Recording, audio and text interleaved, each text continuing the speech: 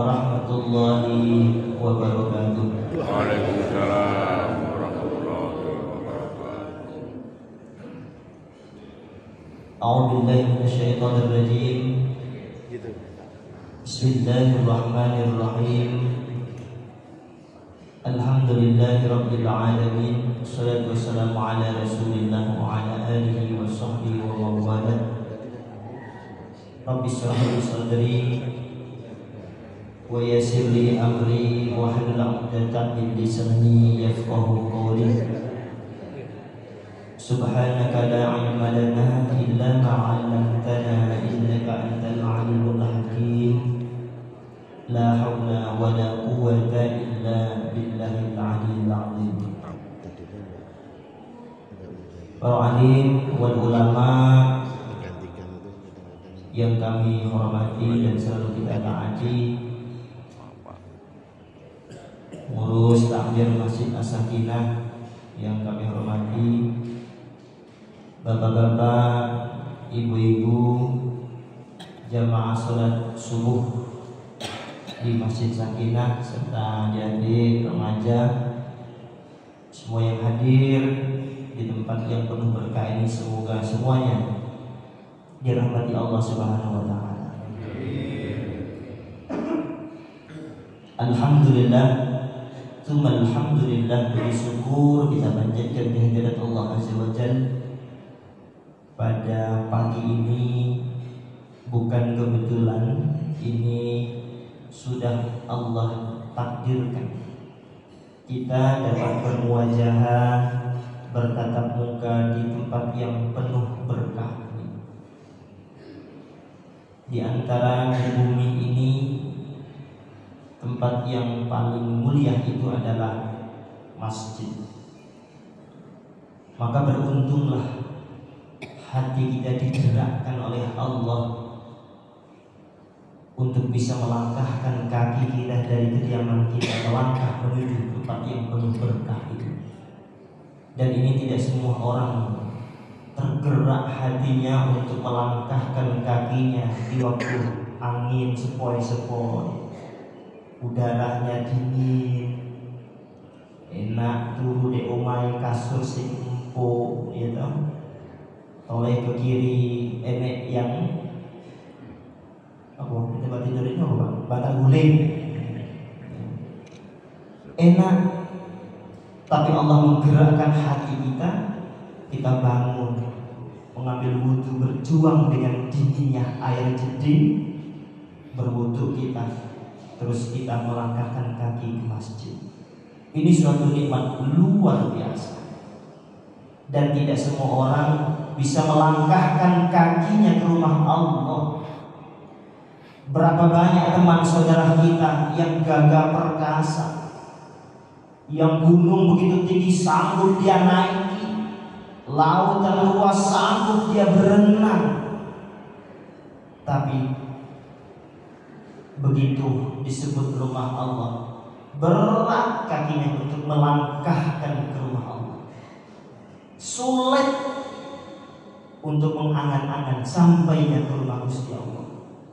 Tapi saat ini Allah menggerakkan hati kita untuk sampailah kita pada tempat yang penuh berkah ini.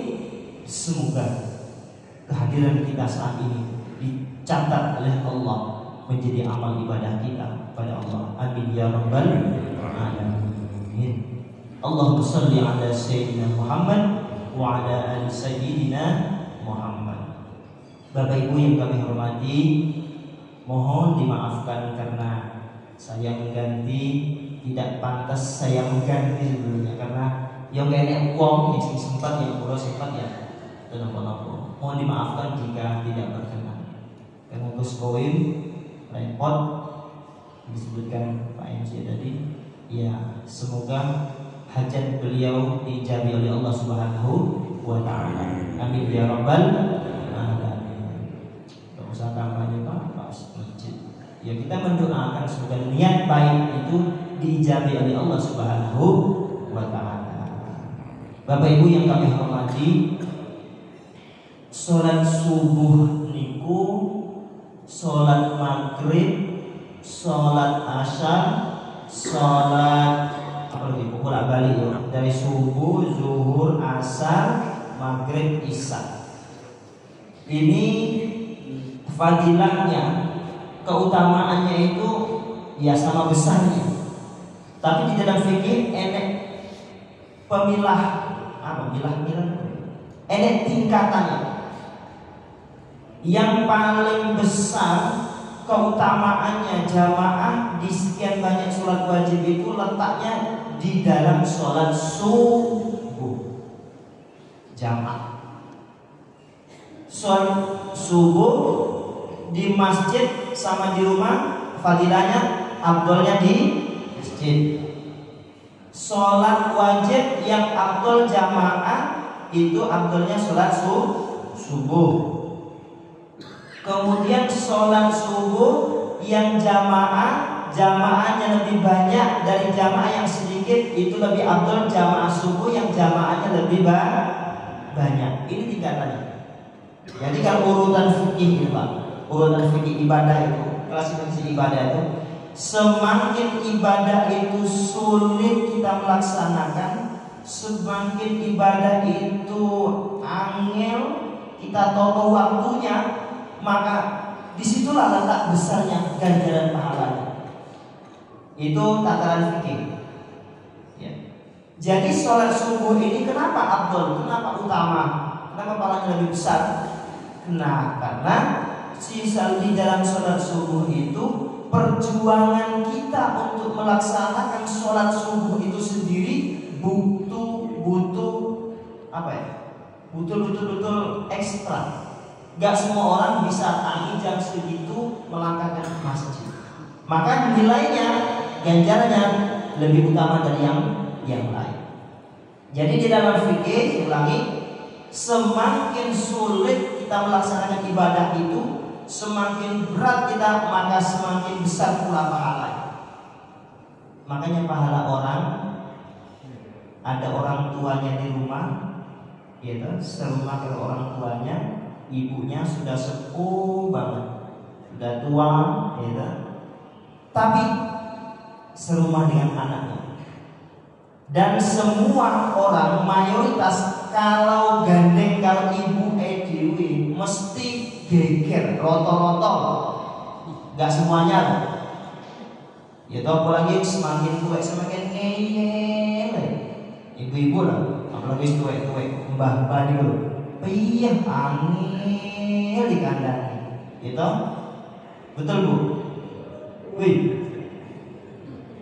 Semakin tua usianya semakin kadang-kadang gitu, ya kan? Lah, sulit untuk anak berbakti kepada orang tua itu sulit. Tapi disitulah letak besarnya pahala. Semakin sulit kita melaksanakan ibadah itu, semakin besar pula pahalanya.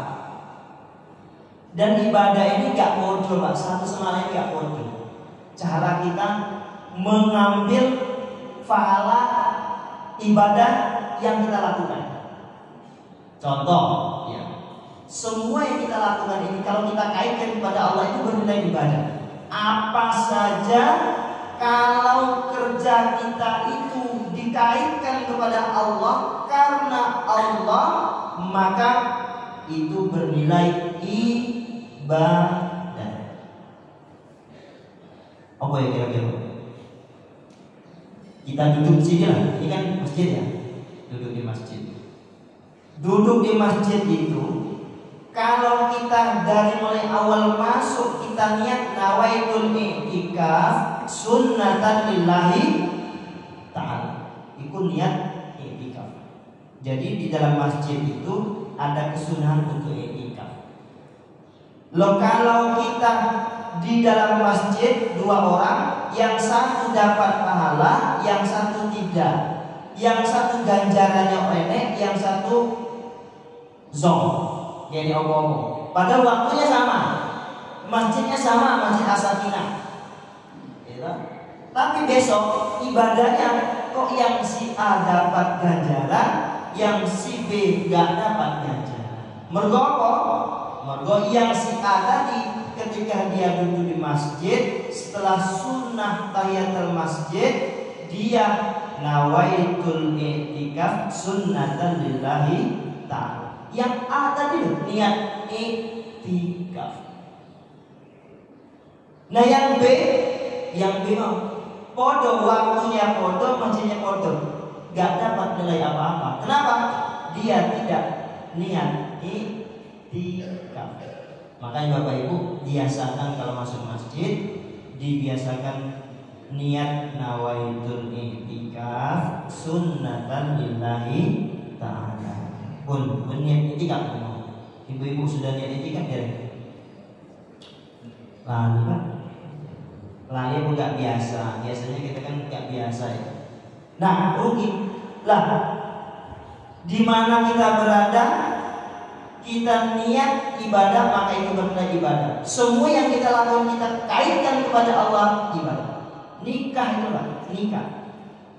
Nikah itu bernilai ibadah bagi yang nikahnya niatnya karena Allah.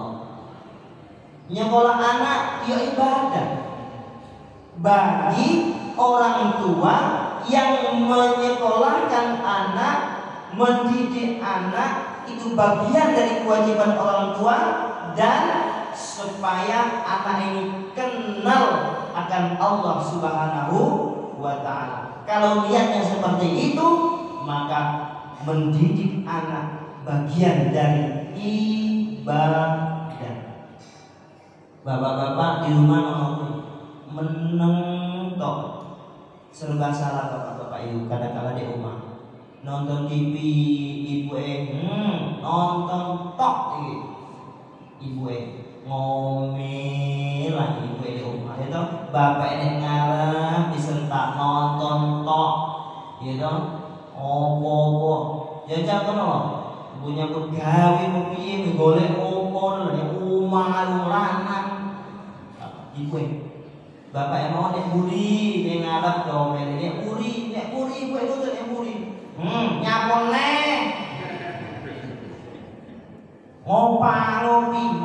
ngopi ya kan bapak yang mau ya wis lunga ae par buka pagar itu dene tangan kowe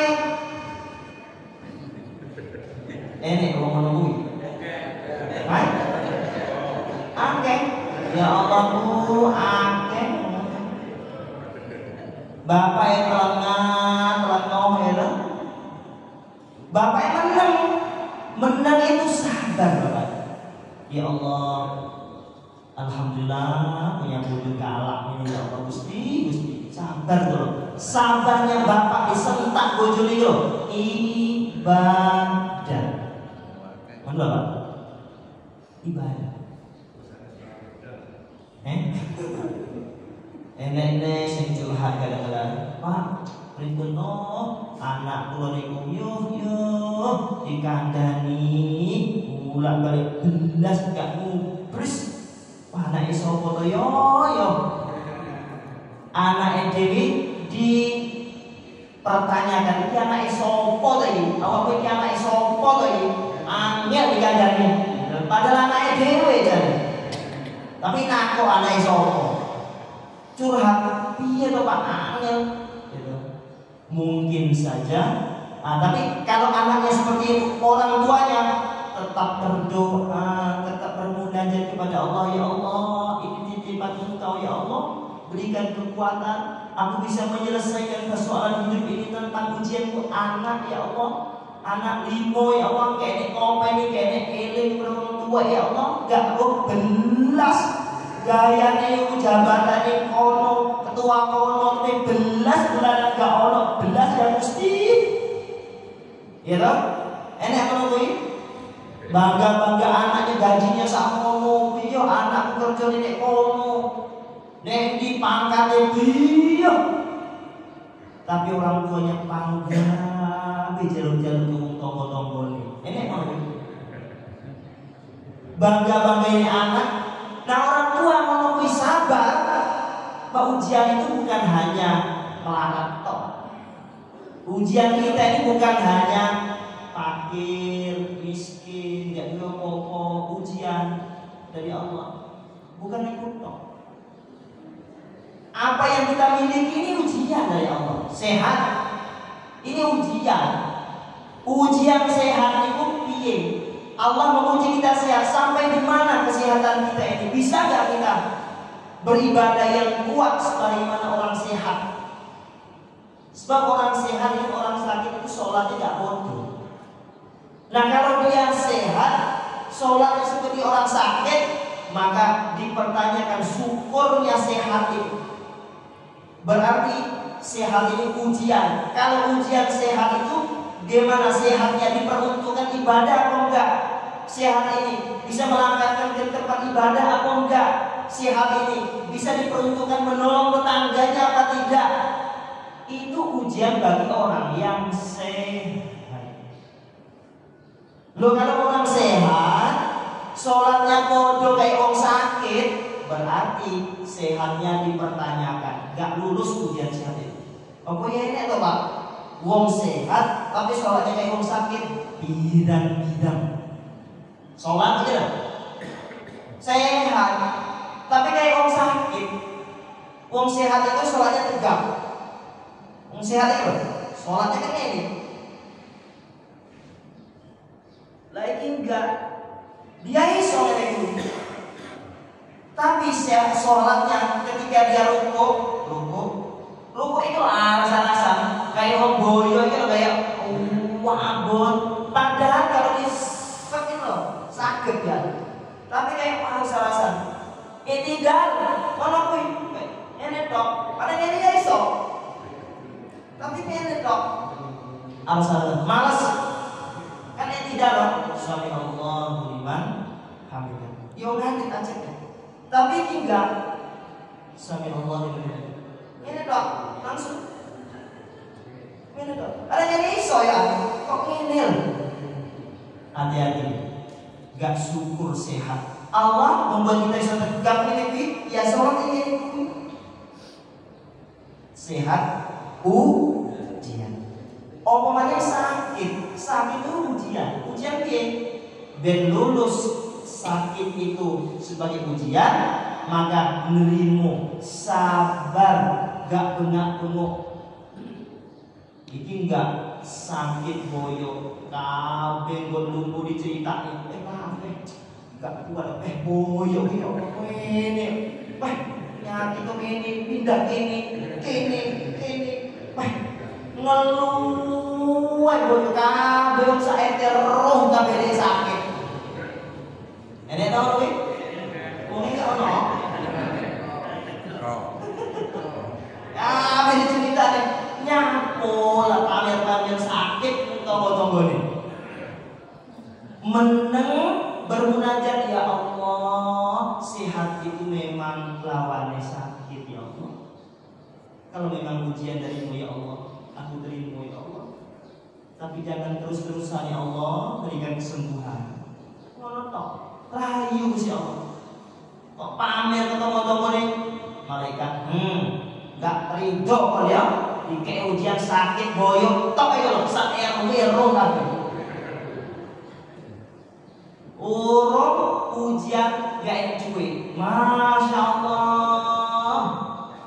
Kabeh isi omongan ngeluh tok ya lho. Enek to iki. Gak pernah terungkap rasa syukur itu. Padahal ya Allah rumah duwe, mobil balik papat, ya dong. Bukan kalau ya demo. Kabeh fasilitas duwe, gaji bulanan ono, tunjangan iki ono, mandinya ono, THR ya ono, ya dong. Mari pejabat tunjang kene, tunjang ono, pakai tunjangan iki lho. Tunjang kiri, tunjang buri, tunjang tok. Pejabat itu. Lah iki lho, cerita ngomong kalau dulure, kalau tonggone ngeluh tok isine. Yo, piye presiden iki? Oh, nyala wong liya. Piye iki? Bu Jokowi iki piye? Enggak mundak-mundak bayar. Piye? Gak ono yang metu rasa syukur Ini ujian tatkala Allah memberikan fasilitas kita tuh rasa syukur tuh metu orang. Ini kadang-kadang belas. Nah, Bapak Ibu yang saya muliakan, mari kita sikapi apapun persoalan kehidupan kita ini adalah ujian. Duyana ujian, Wibuju ujian, gak rabi, ya ujian, rabi ujian Pak. Kurung rabi, payah penting alat rabi, payah boleh iki tako iki, ibu nako ini, pengen rabi, alah bal rabi, ya Pak ya, inilah rasanya nikah. Di dalam pernikahan itu juga ujian. Nah jadi semua yang kita kerjakan itu kalau kita kaitkan kepada Allah, semuanya bernilai ibadah. Nah, Bapak Ibu yang saya muliakan, ini ada dalam sebuah hadis baginda Rasulullah. Kita baca ya. Bismillahirrahmanirrahim. Qala Nabi sallallahu alaihi wasallam, sayati zaman ala ummati. Sayati bakal teko apa zaman mongso atau zaman ala umat yang ngatasi umat ingsun yafirruna minal ulama, yafirruna hale padha melayu sapa umat minal ulama saking ulama wal fuqaha dan wong kang alim ilmu fikih. Baginda Rasulullah sudah memprediksi di akhir zaman. Ini termasuk akhir zaman. Akhir zaman kayak saat-saat ini. Baginda Rasulullah sudah memprediksikan di akhir zaman, di penghujung zaman-zaman seperti ini, kata Rasulullah, akan datang suatu masa ada umat yang mengatasi umat ingsun datang terjadi kepada umatku, kata Rasulullah, yafirruna minal ulama, banyak orang yang lari dari ulama, wal fuqaha, dan gak menghiraukan tentang ilmu agama, gak menjadi kebanggaan anake karo anake iso ngaji, karo anake lomba juara 1 mangan kerupuk Agustusan, bangga sendiri.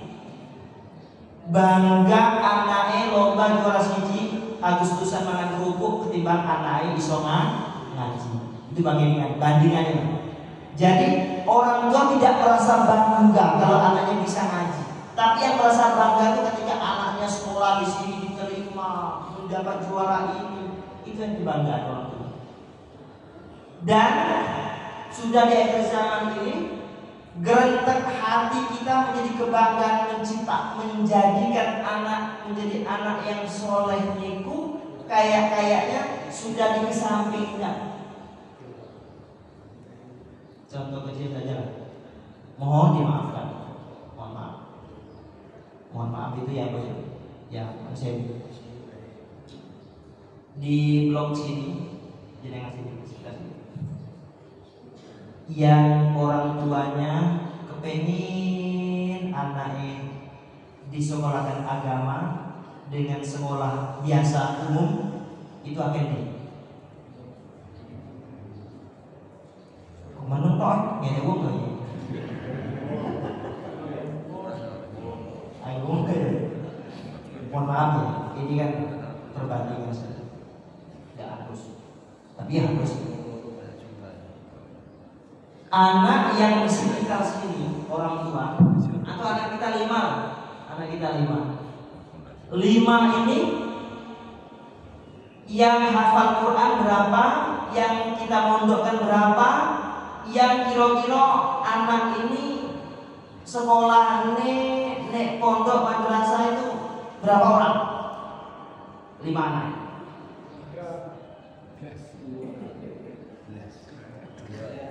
Jawabannya Pak Amil Pak, kepengen keluarga anakku di pondok, tapi gak gelem. Jawabannya gak gelem. Amil. Ya tau gak gelem. Akhirnya gak gelem anak, orang tua ikut gak gelem makanya. Akhirnya bicaranya anaknya sekolah yang gak kenal agama. Apalagi berani kita menggadaikan iman anak kita diserahkan ke sekolah yang non muslim.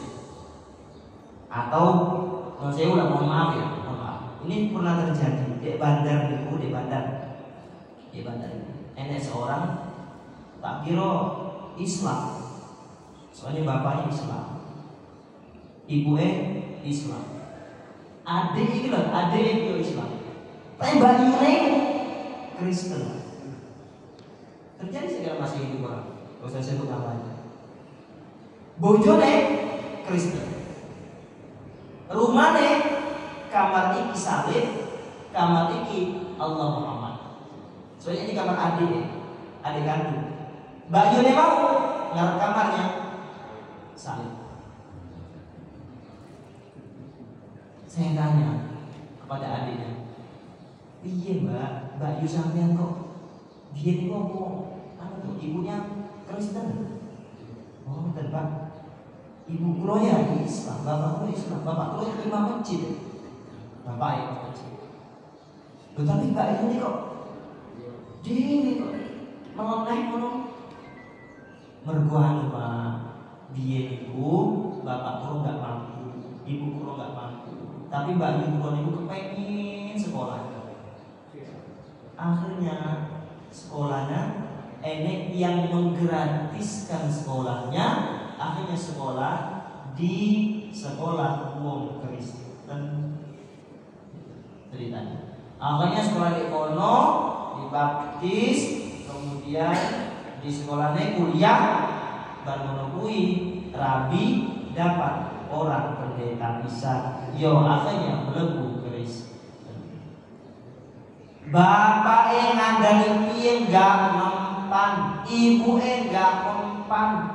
Mergo pendidikan dasarnya dari mulai sekolah sudah digadaikan imannya kepada orang non muslim. Akhirnya yang jadi korban adalah iman anaknya. Loh kalau itu terjadi Pak, ini anak lagi. Soalnya nggak ada jaminan Islam itu. Kalau Islam ada jaminan, nggak mungkin hilang Islam itu. Di muka bumi Islam nggak mungkin hilang di muka bumi. Tapi anak-anak kita ini ada jaminan nggak?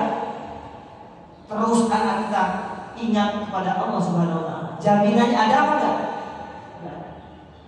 Tapi kalau Islam di muka bumi ini sudah ada dijamin oleh Allah, tidak mungkin hilang. Tapi Islam bagi anak-anak kita ini ada jaminan enggak? Enggak ada. Maka hati-hati dalam mendidik anak. Maka di dalam hadis yang saya bacakan tadi, datang Pak suatu masa, suatu zaman yang di akhir zaman ini orang sudah tidak menghiraukan lagi agama. Intinya nggak menghiraukan itu, intinya agama itu yang penting, tapi tidak dinomor wahidkan, tidak dinomor satukan agama itu keluarganya. Kalau itu yang terjadi, maka sulit untuk membimbing keluarga itu menuju Allah. Sebab agama tidak dinomor satukan. Makanya konsep perkawinan itu lah, perkawinan, nikah, ibu-ibu punya anak perawan. Konsepnya yang 4. Kalau ibu cari mantu, bapak-bapak cari mantu, boleh sih 4 itu toh, nggak sampai 5, 4 saja. 4 ini kalau jaringan dapat mantu 4 sifat ini pun banyak pol itu. Jenengan nggak usah nyapa-nyapa. 4 toh. Yang pertama lijamaliha, karena dia ganteng, ayu. Golek mantu sing ayu ya, kayak aku ini. Ayu dia toh. Intinya lijamaliha ini dicari mantu kita yang pokoknya bunga desa, ya kan?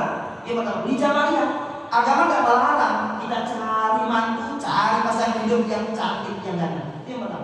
Yang kedua limaliha, karena dia wong sugih, gak boleh. Tapi sugih itu kan nasib. Bapaknya sugih, anaknya belum tentu. Bangga bayinya anu Mbak Yu, anak kula Masya Allah mertuane wis sugih. Duwe gudang garam, duwe kota Kediri, itu mertuane anak kula kabeh sing duwe. Wong lain kontak kalau bapake. Gitu? Sugih, bapaknya sugih, nasib bapaknya, takdir bapaknya sugih, anaknya kurang tentu 5 ya. Jadi boleh bojo, boleh mantu, pasangan anaknya cantik, ganteng, ayu, 5 ya. Yang ketiga, linasabiha, karena nasabnya, keturunannya, bapak sholatnya rajin, mbak-mbaknya piye, tiba wong ulama, roh agama, mbak-mbak piye pondokan, nasab dicari. 3. Apa tadi? Ganteng, ayu, sugih, nasab. Yang keempat, lidiniha, karena dia kenal akan agama. Roh agama, roh sopan santun, sholat iso, ngadane bojone sholat iso, ngimami rumah iso. Nomor 4, lidiniha, karena dia punya agama. Keempat sifat ini kalau kumpul satu orang boleh mantu beres Pak, tenang hati sampean. Tapi ya Allah Pak, angel Pak, boleh 4 sifat satu orang itu. Enek dong panteng gitu, rajin sholat tapi yo kere, kayak duwe opo. Kalau beres Pak, enek Pak, wonge piye sugih. Ya toh sugih Pak, boleh. Sugih. Bapake tak salah rajin sholat. Sugih. Tapi yang ngono kuwi Pak, bocah karo wong tuwa iku enggak enek unggah-ungguh belas piye. Enek. Jadi angel. Mari ya. Jam 6:30. Pun 5 menit lagi. Lah, satu orang punya 4 sifat ini yang uang ya Pak. Tapi Kanjeng Nabi memberikan garis bawah. Kalau 4 sifat ini kamu cari mantu, cari pasangan anaknya, cari bojone, 4 sifatnya angel, cari satu saja kata Rasulullah. Hidup akan bahagia. Di antara 4 ini, di antara 4 ini, di antara 4 ini tadi sifat 4 ini yang ganteng, cantik, duwe bondo, nasab, duwe agama. Kamu pilih salah satu di antara keempat ini. Apa kata Rasulullah? Hidup akan bahagia. Fadbar tidak tidin taribat tiada. Cari kamu pasangan hidupmu, mantumu yang kenal akan agama. Fadbar tidak tidin taribat tiada. Cari pasangan anakmu yang tahu akan agama, hidupmu akan bahagia. Intinya agama. Bondo akeh ganti agama hancur. Ganteng bapak sugih, anak ganti tata krama, ganti ilmu, ganti agama hancur. Pemain zaman saat ini. Iya. Pun tadi satu yang dapat ini. Jadi ketika di akhir zaman orang sudah lari dari ulama, ilmu agama sudah diabaikan, maka fayabatalihimullahu bi thalathati baliyatin, maka Allah memberikan 3 macam cobaan kepada kita. Kalau kita sudah lari dari ulama, kalau agama tidak merasa penting lagi dari kehidupan kita, maka Allah kasih 3 macam bencana. Yang pertama, awwaluha yarfa'ullahul barakati min kasbihim. Yarfa'ullah, Allah akan angkat, Allah akan cabut, Allah akan hilangkan barakatan min kasbihim. Allah akan cabut, Allah hilangkan keberkahan rezekinya. Rezeki itu barokah, gak butuh akeh Pak. Bondo sampai tanah yang di kos-kosan yang di ini gak butuh. Bahagia itu bukan karena banyaknya harta. Halo, Bu? Betul? Jenengan wakeh bondone tapi sulit turu. Gitu, gak iso turu bengi. Enak sing ndi sing gak duwe apa-apa tapi iso turu. Enak sing ndi? Gak pilih yang gak pilih teman tak ada duit enak turune lho ya. Dilihat ngono kabeh paras ini.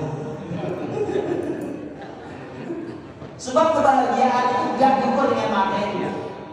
Maka yang pertama Allah berikan ujian kepada kita itu tatkala kita jauh dari agama, tidak menghiraukan agama lagi, Allah akan berkah rezeki. Yo duitnya akeh, bayarane akeh, bondone akeh, tapi gak ada merasa ketenangan dalam hidupnya. Nek masuk rumah gedung, keramaikan, lampunya menyala, nek di pojok rumah menyala, CCTV-nya 10 di rumah gitu. Semua fasilitas lengkap, tapi ketika masuk rumah gak ada ketenangan di hatinya, gak nyaman Pak. Untuk opo berbagai. Ini menunjukkan bahwa rezekinya sudah Allah cabut keberkahan yang ada di rumah ini. Yang kedua, Allah akan berikan ujian yang kedua tatkala kita sudah jauh dari agama, sudah tidak kenal lagi ulama. Yang kedua, wathaniyatu yusallitullahu ta'ala alaihim sultanan zaliman. Allah akan menempatkan pemimpin di tengah-tengah masyarakat itu, masyarakat yang zalim, pemimpin yang zalim. Kalau kita sudah tidak kenal agama lagi, agama tidak kita nomor satukan, maka di tengah-tengah masyarakat itu Allah kirim pemimpin yang zalim. Zalim itu apa? Arti zalim. Zalim itu menempatkan sesuatu yang bukan pada tempatnya. Itu zalim. Kopiah tak taruh di sikil. Zalim. Mergo apa? Kopiah nggo ndek itu. Sandal tak taruh di kepala. Zalim. Mergo apa? Gak sesuai meletakkan posisi sandal itu bukan di kepala, di kaki. Begitu juga pemimpin yang gak adil, pemimpin yang gak jujur, itu pemimpin yang zalim. Nah Allah kirimkan kepada masyarakat, pada umat yang tatkala umat itu akan tidak menomorsatukan agama, dikesampingkan. Gak penting itu sholat, gak penting itu sesaunan kalau tonggo-tonggo, tonggo di yasinan, tonggo di mantun, pancet, tonggo golek bondo itu, gak kenal tonggo nih. Gak penting sesaungan itu.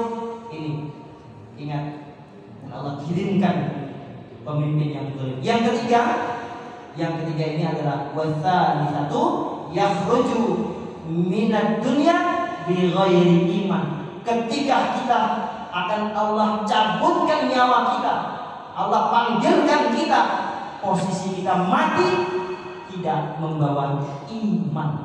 Ini yang sangat kita khawatirkan. Artinya mati su'ul khotimah.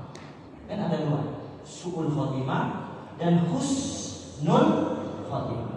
Husnul khotimah itu ciri-cirinya orang yang mati husnul khotimah, di antaranya ketika di penghujung akhir hayatnya, ketika malaikat mencabut nyawanya, terlafadzkan di lisannya atau di hatinya, kebahagiaan itu terpancar di wajahnya, enak di sawah, ya kan? Enak kan?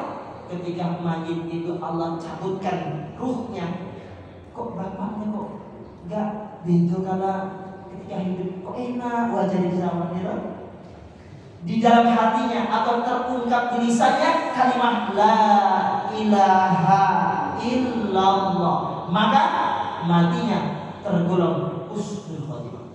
Yang kedua, ciri-ciri orang husnul khotimah itu matinya ketika di penghujung akhir hidupnya melakukan perbuatan yang baik. Kan ini ngomong, itu sepatah dulu dino itu, ya sebelum meninggal kita kan nggak paham orang itu mau meninggal atau tidak, kan nggak paham. Soalnya ditutup oleh Allah. Kecuali orang-orang yang paham. Nyawa baik di alam meninggal itu kita nggak paham. Bapak di alam meninggal itu nggak paham. Tapi bagi orang yang bisa melihat Oh, ini cara tingkah. Sebabnya apa? Tingkahnya berbeda dari kebiasaannya. Loh, tapi kalau tingkahnya semakin dia mau meninggal dunia, mendekat dia meninggal dunia, hari-hari dia mau meninggal dunia, hari-hari itu lain dari kebiasaannya. Kebiasaan yang misamis sebelumnya, itu gak belum sholat sebelumnya, kalau ngomong itu puasa, gak enak sopan santun. Malah ketika dia 2 hari, 3 hari sebelum meninggal, rajin sholatnya, tutur kata dengan tangganya api, dengan bujurnya biasanya gak mesra-mesra banget. Ini pertanda husnul khotimah. Di akhir hidupnya, di penghujung hidupnya, melakukan perbuatan yang diridhoi oleh Allah, maka ini ciri-ciri orang yang mati husnul khotimah. Bapak Ibu yang saya muliakan, semoga kita semuanya ini tidak bosan-bosan kita berdoa, ya Allah, matikan saya dalam keadaan husnul khotimah, ya Allah. Husnul khotimah itu tempatnya yang baik, waktunya juga baik, gitu. Apalagi sedang baca Quran, sedang di masjid, sedang sholat, itu ciri-ciri orang husnul khotimah. Panggonan membawa ciri indikator husnul khotimah. Hari juga membawa orang itu husnul khotimah. Hari Jumat, gitu. Tempat atau di masjid, atau di Mekah, atau di Madinah, tempat juga menunjukkan indikator orang itu husnul khotimah. Bapak Ibu yang saya muliakan, ini yang dapat saya sampaikan. Semoga Allah memberikan hidayah kepada kita sekalian, dan semoga apa yang kita sampaikan ini ridhoi, dan semoga ibadah kita, perbuatan kita, apapun kegiatan kita kaitkan kepada Allah, semoga semuanya itu bernilai ibadah di sisi Allah Subhanahu wa taala. Al-Fatihah. Bismillahirrahmanirrahim. Alhamdulillahirabbil alamin. Arrahmanir rahim. Maliki yaumiddin. Iyyaka na'budu wa iyyaka nasta'in. Ihdinas siratal mustaqim. Shiratal ladzina an'amta 'alaihim ghairil maghdubi 'alaihim waladdallin. Bismillahirrahmanirrahim. Alhamdulillahirabbil alamin. Hamdasy syakirin, hamdan na'imin, hamdan yuwafi ni'amahu wa yukafi mazidah. Ya Rabbana lakal hamdu kama yanbaghi li jalali wajhika wa 'azimi sultanik. Allahumma ighfir lana dhunubana wa liwalidayna warhamhuma kama rabbayana shighara. Allahumma yassir lana al-intizama fi jami' umuri dunyawiyah wa diniyah. Wa hasil muradana bil khair ya Allah. Wa hasil muradana bil khair ya Allah. Wa hasil muradana bil khair ya Allah. Ya Allah, berikan kemudahan kami ya Allah dalam melaksanakan ibadah kami pada Engkau ya Allah. Ya Allah, bukakan pintu hati kami ya Allah. Berikan di sisa usia kami ini ya Allah semakin dekat, dan kami semakin selalu ingat kepada Engkau ya Allah. Ya Allah, jadikan anak dan keturunan kami anak yang betul-betul beribadah kepada Engkau ya Allah, kenal kepada Engkau ya Allah, dan ingat dan selalu berdoa kepada kami sebagai orang tuanya ya Allah. Allahumma taqabbal minna du'ana, istajib du'ana ya Allah. Ya Allah, perkenankan doa kami ya Allah. Pada Engkau kami bermohon ya Allah, kepada Engkau kami bermunajat ya Allah. Tiada lagi tempat kami bermohon kecuali Engkau ya Allah. Ya Allah, ya Rahman, ya Rahim. Allahumma inna nas'aluka taqabbal du'ana ya Allah. Allahumma taqabbal minna ya Allah, innaka antas samiul alim, wa tub 'alaina innaka antat tawwabur rahim. Ya Allah, jika orang tua kami masih hidup ya Allah, panjangkan umurnya, mudahkan rezekinya ya Allah, dan berikan kami kesempatan untuk selalu berbakti pada keduanya ya Allah. Ya Allah, jika orang tua kami sudah meninggal dunia ya Allah, Engkau berikan pengampunan kepada mereka berdua ya Allah. Engkau berikan tempat yang layak dan terhormat dan mulia di sisi-Mu ya Allah, dan jadikan kami anak yang selalu berbakti pada kedua orang tuanya ya Allah. Ya Allah, yang selalu mendoakan kepada kedua orang tua kami ya Allah. Allahumma taqabbal minna du'ana ya Allah. Allahumma taqabbal minna ya Allah du'ana ya Allah. Allahumma inna nas'aluka ridhaka wal jannah wa na'udzubika min sakhatika wan nar. Allahumma rabbana atina fid dunya hasanah وفي الآخرة حسنة وقنا عذاب النار وادخل الجنة مع الأبرار وادخل الجنة مع الأبرار يا عزيز يا غفار يا رب العالمين. سبحان ربك رب العزة عما يصفون وسلام على المرسلين والحمد لله رب العالمين. Assalamualaikum warahmatullahi wabarakatuh.